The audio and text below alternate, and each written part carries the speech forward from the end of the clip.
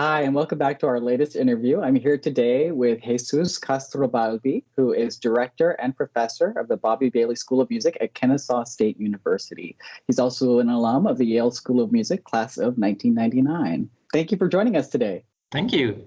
This is a really cool time to talk to you because I understand you're new to this position, correct? That's right. I've been here just about a month. Wow. Well, congratulations. I thought we'd talk about a few different things today. And I think it's really interesting to hear about your journey from being an accomplished musician to an academic leader. And I think it'd be really cool to hear about first where you started, and then we'll talk about how you've transitioned to where you are now and how you balance those different interests that you have. But let's talk about the early days. How did you start and what were your early interests in music? My journey in music started in France, which is where I grew up. Although my roots are in Peru, I was reared in France, where I picked up the piano and then the cello. And I'm very, very grateful for the early teachers and mentors who gave me the passion for the instrument and the guidance. And I would say that the passion, the guidance, and the mentorship are things that I've been fortunate to find all along my journey. So I studied cello and attended the conservatory and undergraduate, and at age 20 determined that it was time to seek new horizons, and then made it to the United States. And so first stop was at Indiana University in Bloomington, and then soon after Yale School of Music, where I had the privilege to work with Aldo Parisot, who's a legendary teacher, and I think one of the longest serving members of the Yale faculty. And that's then continued with him at the Juilliard School, and then moved to Texas, where I had the job of a cello professor at Texas Christian University, and finally here as of the summer of 2021 at Kennesaw State University. Wow, it's quite a journey. I'm fascinated. I have always admired Aldo Parisot, and I remember watching the concerts and performances at Yale when I was an undergrad. What was it like studying under him? It was a lifelong inspiration. He was a man of incredible generosity and just the care he had for every student, and just really the respect he had for every person was just incredible. And I learned from him, not only how to play the instrument, but how to think about music, how to think about life. The discussions we had over dinner were just as inspiring as those in the lesson. And I think he was really an exceptional person. You sounded like an amazing faculty member and mentor. So how lucky you were. I'm curious then, because you went through this long journey of performing, how you found your way to teaching and to academia and these great institutions. It's something that I've considered a lot in my life, and I've always looked up to all the people that I've worked with and the faculty, because there's a lot of confidence building that's really important for young performers that takes years and years and years, and it's something we work on all the time. And I think finding the faculty and the teachers and mentors who help us with that is really important. So it's always something I've thought about. But I'm curious, what brought you towards that direction? Teaching requires skills, requires preparation. It also requires understanding of the privilege that it is to be able to teach another person. So when you teach, you are entrusted with guiding another person's mind. And so the opportunity is to think deeply about how the other person processes information, what their journey is like, and really find all the ways to connect with them, emotionally, of course, technically, and also just looking at the entire person so that you have a better chance to be an effective teacher. So I've had the chance throughout my life to be entrusted with teaching others, and I really consider that a privilege. I think that I've taught students from pre-college to beginners, including beginners, all the way through doctoral level. And it's just been an incredible honor, really, to work with all the people who came my way and who thought they might learn something from me. Because in fact, the process of teaching really, in large part, is about an opportunity for you to learn. So you as a teacher learn so much. And that's really what's really kind of feeds, that loop where you're constantly wanting to learn about the other person, and in doing so, that you also make sense of things for them, and you help them, and you guide them, and you pose the questions that you think they may benefit from. So it's an incredible process, and although currently most of my time is no longer in teaching, I would say that teaching is just a beautiful thing. Do you have any interesting revelations that you had while teaching, working with students, that you learned maybe about yourself?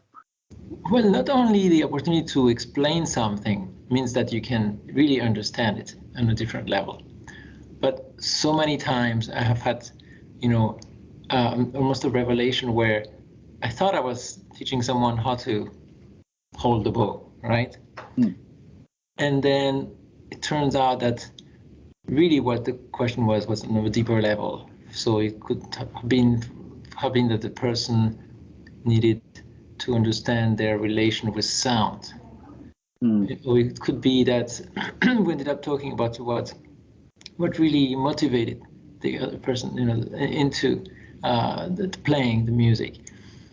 It could be just developing an awareness, around you, literally, but also socially, right? In music, we can explore not only the solo playing, but we also talk a lot about the relation with others, the awareness. And so in a social setting where you could have two partners, and that's a dialogue that's you need to understand how to converse.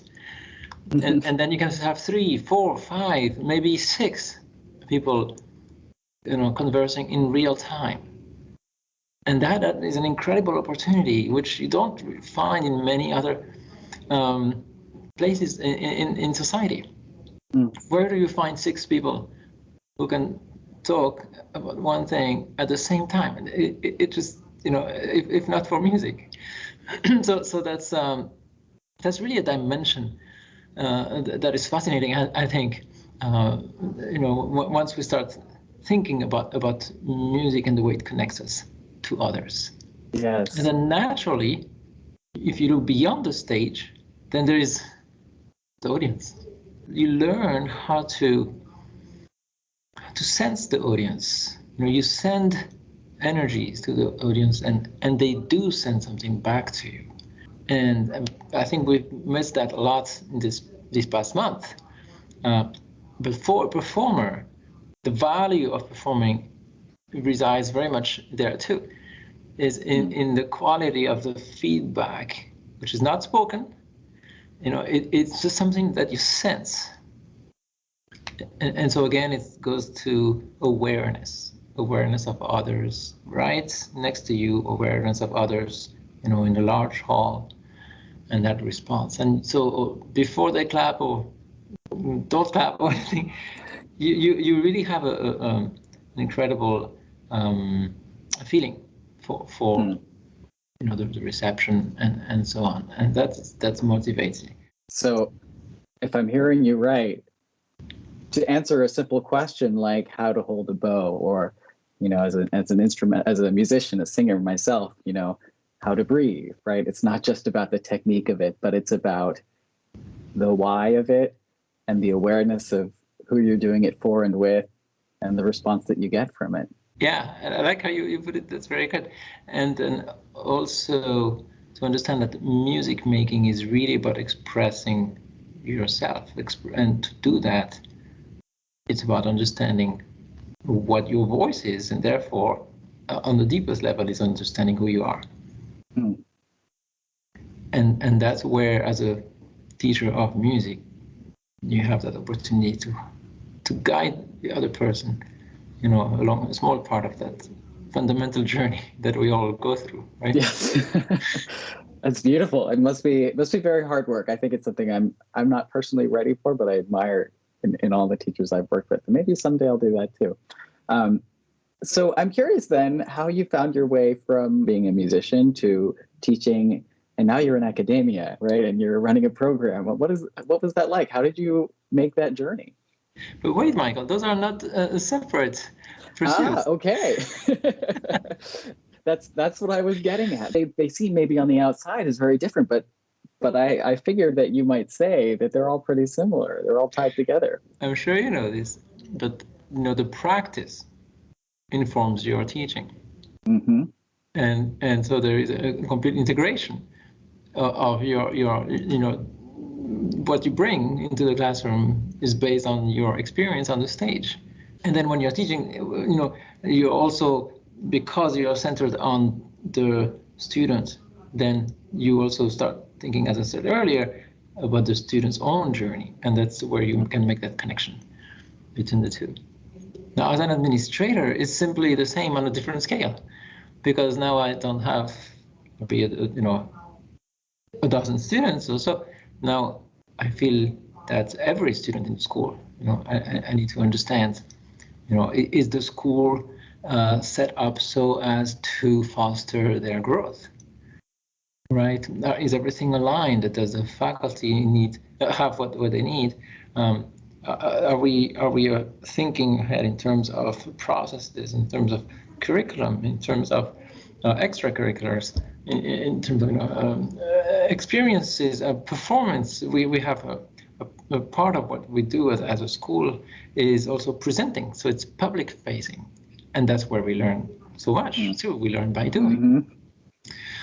There is another part that says, well, what is our impact into the community? And so it is not abstract, it is very real. It is very much about what we as a school, how we change, how we impact the community around us, being the county or Metro Atlanta or even more broadly than that. Every time you have a student who performs, they impact, right? They make a difference where they are, and that can be pretty much anywhere. And when your faculty performs, whether downtown Atlanta or on the other coast, on the West Coast, then they're making a difference, and they are continuing and furthering that impact that we all make as a school. Mm. So in a way, the leadership and the teaching are very much the same. I'm hearing a very similar message. It's really cool to hear that same paradigm that you put on performance and technique, right? Which is an awareness of what is around you and the impact you're having on your audience and those who you're having the conversation with. It's the same thing for a school and for the students and the faculty and the administration, right? To have that same awareness of the impact and the mission and the goal, right? It's all part of that journey and that story. That's really cool to see that it's all collapsed into one single function. I really like that. And my experience as a performer helps me very much in being an administrator. So, for example, when you are in charge of a team of staff, for example, and then a faculty, a lot of what we do is not only the skills, meaning the skills could be, do you understand the budget? Do you understand the different functions across the campus? Okay, those are skills. Can you write proposal? Very, very concrete skills. But really, what we need is to understand how the different voices interact. What is the balance? What is the optimal balance? Is everyone focused on the same objectives? And when you start thinking about all these priorities, what we are really talking about is chamber music, right? Yes. What is everyone's idea of intonation aligned? Idea of pitch. In other words, do we read from the same score? How is the balance? How is the ensemble? Right? Whose turn is it in sequence? Right? So if we think about the student at center, is there a process that's really coherent? Mm-hmm. To see that there is that continuum of service, or in the health professions, they say continuum of care. But it's the same idea for us. We strive to deliver on that continuum of service, and whether it's support, advising, or maybe wellness or mental health, or class scheduling, or so many different parts that relate to the student experience. I see that as, again, teaching. Mm-hmm. When I was in charge of a studio, my role really was not only to teach how to play the Dvorak concerto, which I happen to have some ideas about, but it was really, it turned out to be mentoring, to be seeing that every student could develop, that had what they needed to develop. And first of all, if you do that, it's a lot more interesting and rewarding. But also you develop friendships, and then students write you years after they graduated, and you can tell that you really changed something for them. And I think that's really keeps me going. It's a beautiful metaphor, and you're reminding me I should write my teachers. So I'll go do that after this. Well, we just have a few minutes left, but I did want to ask you if you have any advice for perhaps young Yale students or alumni who are coming out into the world. I know it's a tough time right now, especially for our industry and for the performing arts. But I wonder if you have any advice for students who are maybe considering not just performing, but getting involved in teaching, or maybe going into academia and administration, that sort of thing. What should they be thinking about? If you are a student at Yale, you have access to some of the best resources. And I don't mean only financial or library, but I mean resources in terms of ideas, the people around you. And so if arts is your thing, right, I am going to say that creativity is something that comes naturally to you. And I would say that the way ahead is there. So what you learn at school, a lot of that would have to do with what has worked in the past. And you need to know that. But keep a close eye on what you can make in the future, because no one can teach you that. By definition, it doesn't exist yet. So understand that your creativity, no matter what discipline you're in, that is key, along with your understanding of what interests you and who you are, what really drives you. Because a lot of what we do here will go above and beyond the job description, right? We know that. And so if you have found the drive along with your urge to create something that doesn't yet exist, in other words, continue developing the vision, right? And learn how to implement that vision. That's where you need the skills, right? So in summary, I would say you have access to an incredible reservoir of ideas, and enjoy that privilege. And I can't wait to see what you come up with. That's some great advice. I feel inspired already to go create even more. Jesus, thank you so much for your time. This was a great conversation. It's exciting to hear your journey and to hear these beautiful metaphors that you use to describe all the different things that you do and how they're all kind of the same thing. We'll have to talk again soon and hear how your new adventure at Kennesaw has been and what cool things you've gotten up to. But until then, best of luck in the new position. I'm sure it's very exciting, and I'm sure there are challenges and inspirations and journeys that you have ahead of you. And we're looking forward to hearing about them. Thank you so much, Michael. I really appreciate this.